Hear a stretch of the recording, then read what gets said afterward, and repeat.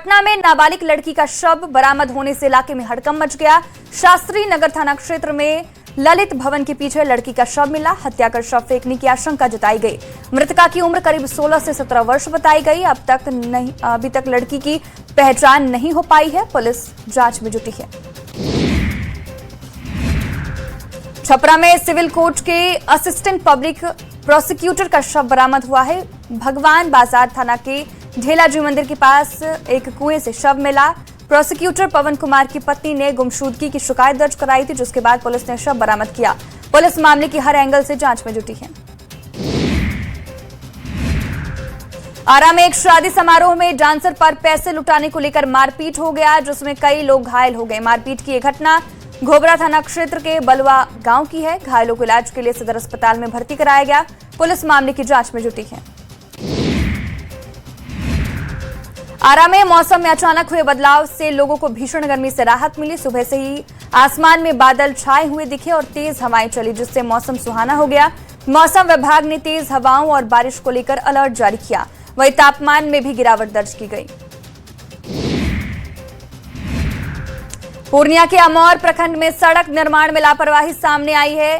तियरपाड़ा से रहुआ गांव जाने वाली सड़क को बिना डायवर्जन बनाए काट दिया गया, लेकिन अब तक ना तो पुलिया का काम शुरू हुआ और ना ही वैकल्प के रास्ता बनाया गया, जिससे ग्रामीणों को परेशानी हो रही है और ग्रामीणों ने जल्द से जल्द डायवर्जन बनाने की मांग की है।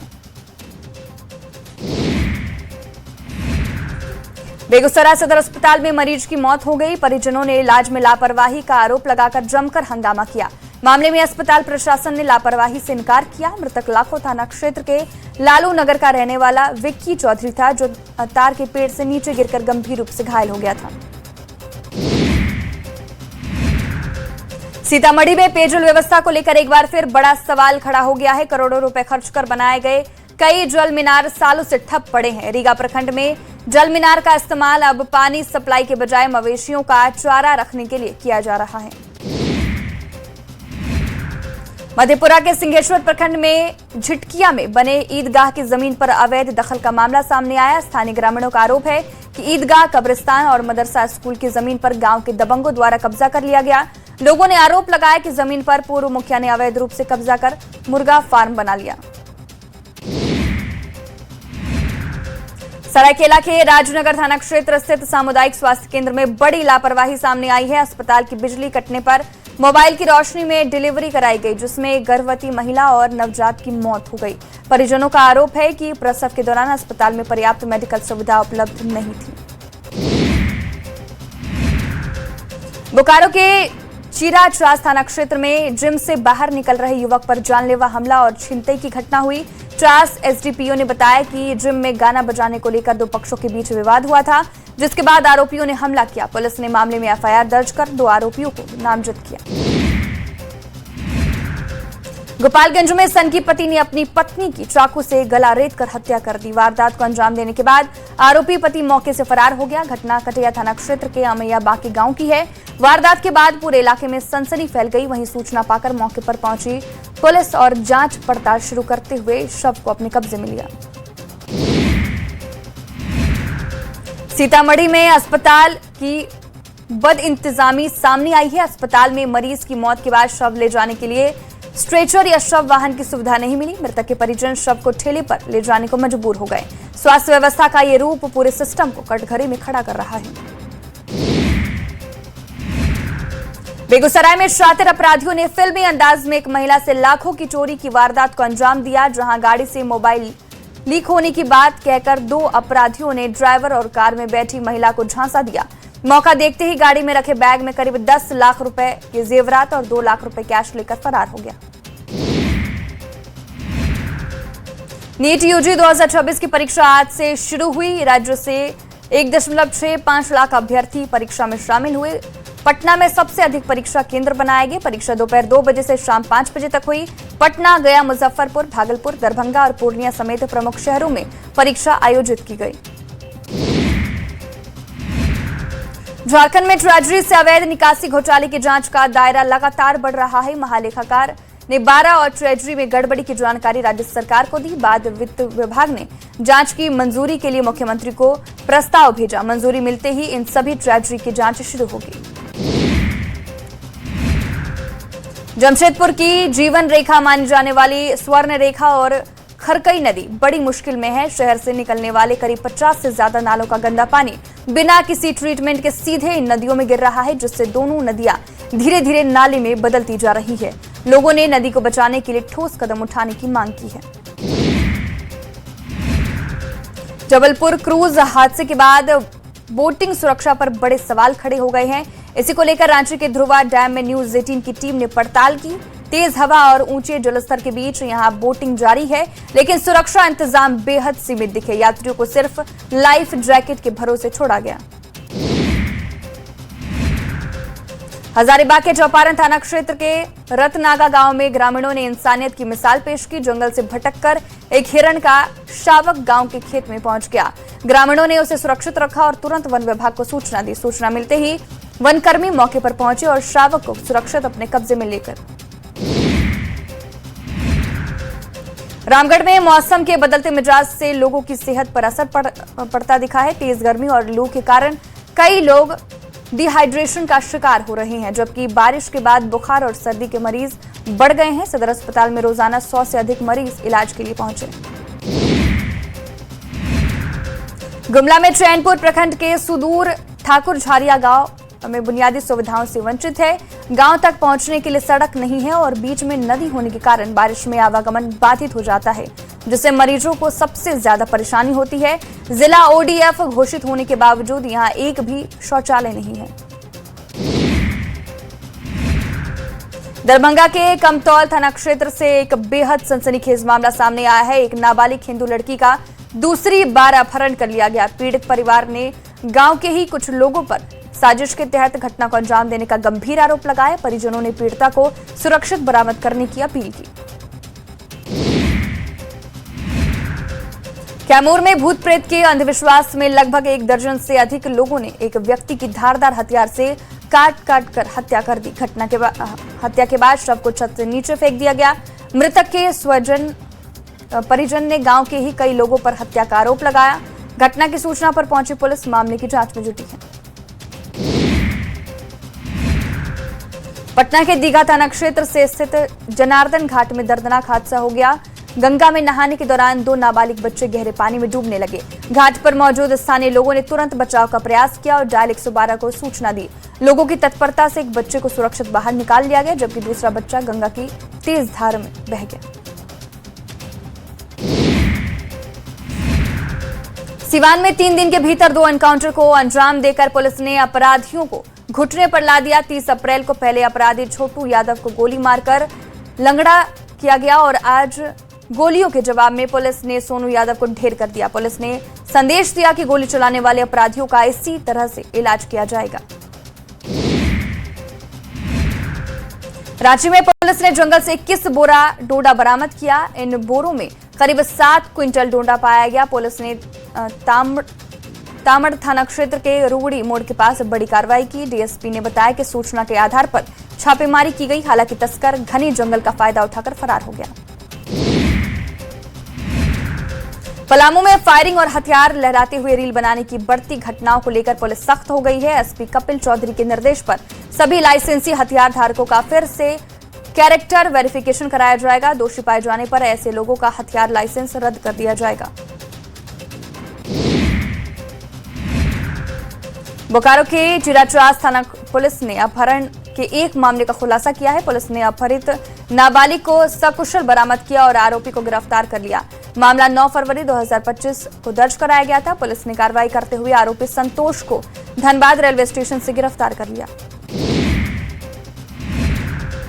दानापुर के खगौल थाना क्षेत्र में पुलिस ने अवैध गांजा कारोबार का खुलासा किया। पुलिस ने छापेमारी कर 2 किलो से ज्यादा गांजा, 3,31,200 रुपए कैश, 2 तराजू और पैकिंग में इस्तेमाल होने वाले रैपर बरामद किए। साथ ही एक तस्कर को भी गिरफ्तार किया।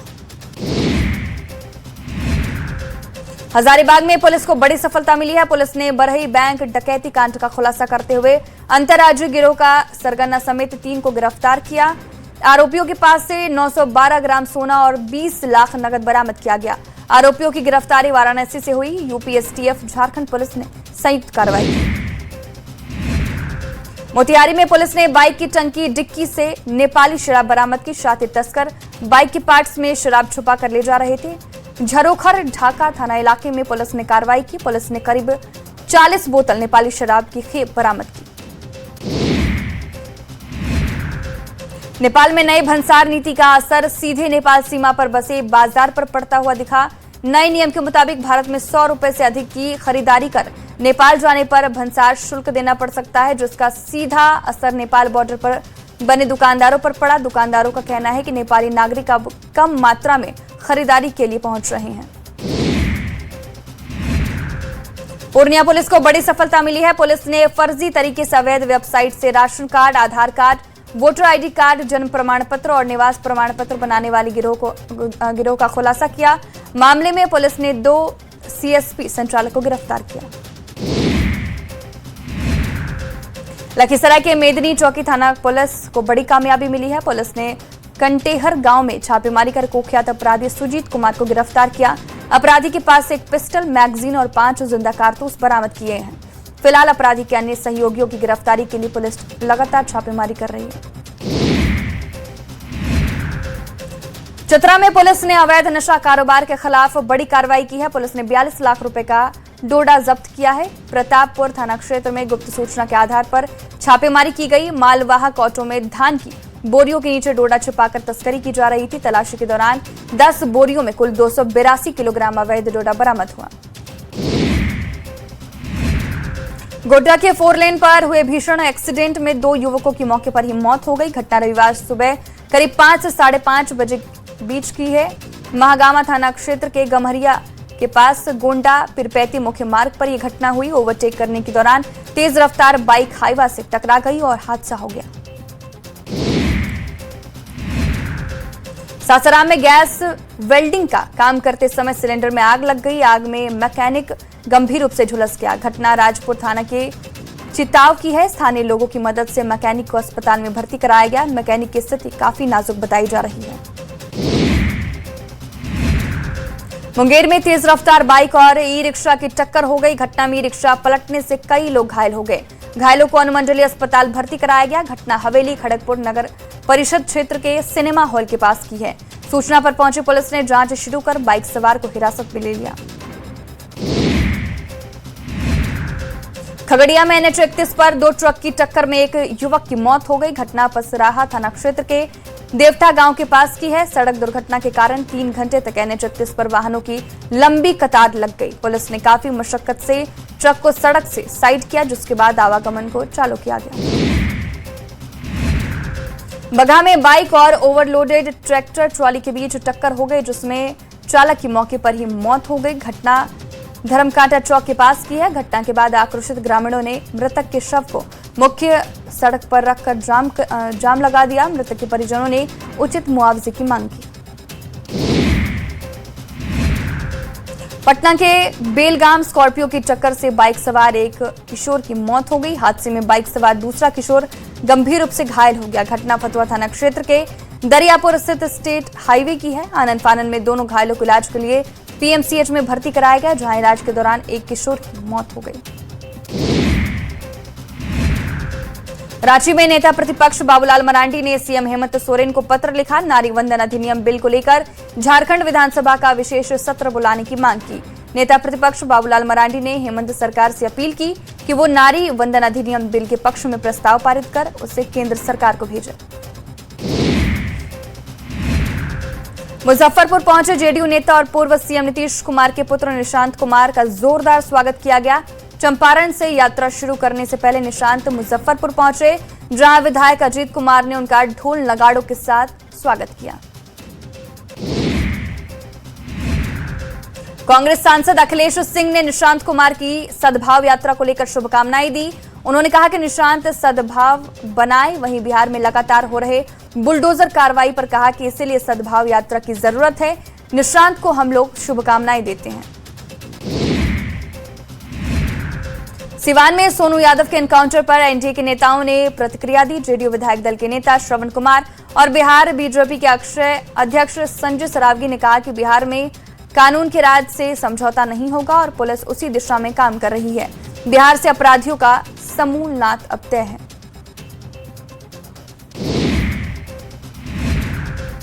सिवान में हुए सोनू यादव के एनकाउंटर पर राजनीतिक बयानबाजी तेज हो गई है। जेडीयू प्रवक्ता नीरज कुमार ने कहा कि कानून राज को चुनौती देने वालों को बख्शा नहीं जाएगा। वहीं हम के राष्ट्रीय अध्यक्ष संतोष सुमन ने कहा कि वैसे अपराधी जिनके अंदर से कानून का डर खत्म हो गया है उन्हें कानून का डर दिखाना चाहिए। राज्यपाल लेफ्टिनेंट जनरल अता हसनैन पटना सिटी के दौरे पर पहुंचे। उन्होंने दीदारगंज के गुरु का बाग प्रकाश पुंज में गुरु तेज बहादुर जी महाराज के 350वें शहीदी पर्व को समर्पित संगोष्ठी का उद्घाटन किया। कार्यक्रम का आयोजन संस्कृति मंत्रालय और तख्त श्री हरमंदिर प्रबंधक कमेटी की तरफ से किया गया।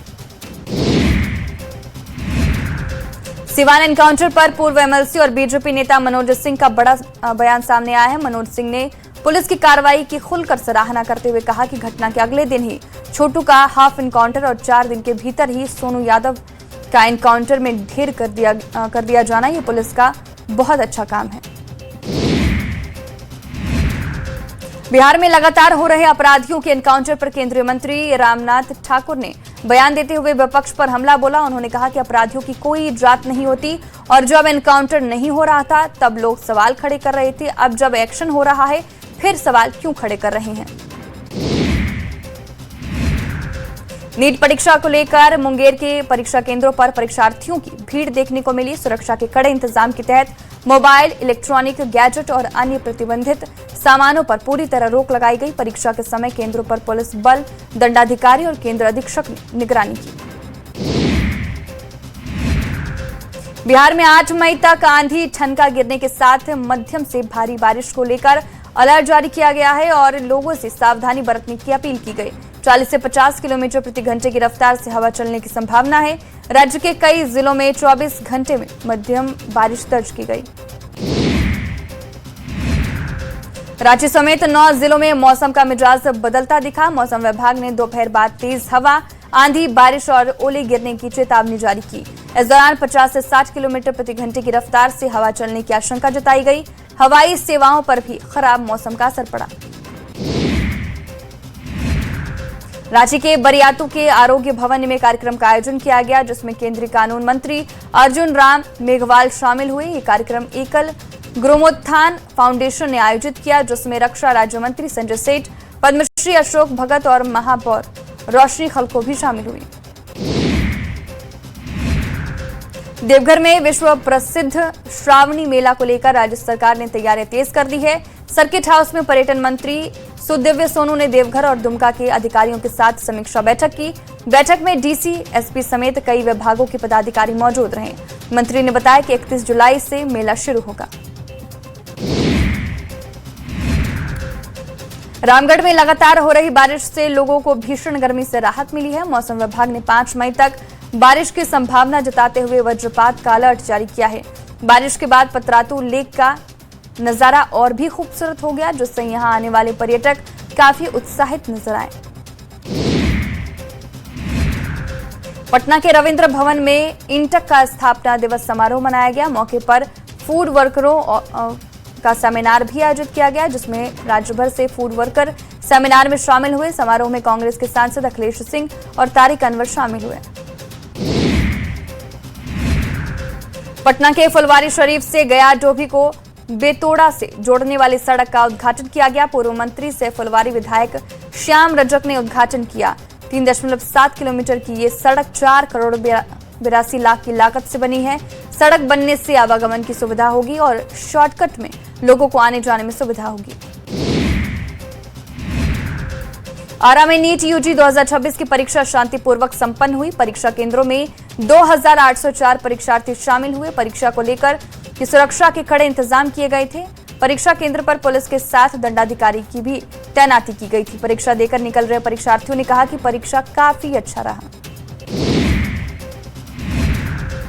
दानापुर के फुलवारी शरीफ में हाई स्कूल में चलने वाले नीट के एग्जाम को देकर अभ्यर्थियों ने अपनी प्रतिक्रिया दी। अभ्यर्थियों ने बताया कि इस बार की व्यवस्था काफी अच्छी थी, एग्जामिनेशन बढ़िया गया। छात्रों ने इस बार सिटिंग व्यवस्था, लाइटिंग व्यवस्था और हॉल की व्यवस्था को भी बेहतर बताया। रांची में एकल गृहोत्थान फाउंडेशन के कार्यक्रम में केंद्रीय कानून मंत्री अर्जुन मेघवाल भक्ति के रंग में नजर आए। उन्होंने अपने संबोधन के दौरान स्वामी विवेकानंद और गायिका मैना देवी से जुड़ा एक प्रेरक प्रसंग साझा किया। इसके बाद उन्होंने मौजूद लोगों को भजन सुनाया, जिससे कार्यक्रम का माहौल पूरी तरह आध्यात्मिक हो गया। जमशेदपुर में झारखंड के पूर्व मुख्यमंत्री रघुवर दास का जन्मदिन उनके समर्थकों ने उत्साह के साथ मनाया। इस मौके पर उन्होंने सिद्धगोड़ा सूर्य धाम मंदिर में पूजा अर्चना की। साथ ही उन्होंने 6 रत्न पौधों का रोपण किया और पर्यावरण संरक्षण का संदेश दिया। मंदिर समिति ने केक काटकर उनका जन्मदिन मनाया। धनबाद में एयरपोर्ट निर्माण को लेकर अब राज्य सरकार केंद्र सरकार से पत्राचार करेगी। निरसा विधायक अरूप चटर्जी ने बताया कि 7 मई को वो मुख्यमंत्री हेमंत सोरेन से इस मुद्दे पर मुलाकात करेंगे। उन्होंने उम्मीद जताई कि जल्द ही उपायुक्त को पत्र भेजा जाएगा, जिसके बाद जमीन चिन्हित करने की प्रक्रिया तेज होगी। धनबाद के तोपचांची में स्वास्थ्य सुविधाओं को मजबूत करने के लिए डायलिसिस सेंटर शुरू करने की तैयारी तेज हुई है। उपायुक्त आदित्य रंजन ने प्रस्तावित सेंटर का औचक निरीक्षण किया और अधिकारियों को आवश्यक दिशा निर्देश दिए। उन्होंने अस्पताल परिसर के आसपास लगी दुकानों को हटाने का निर्देश दिया।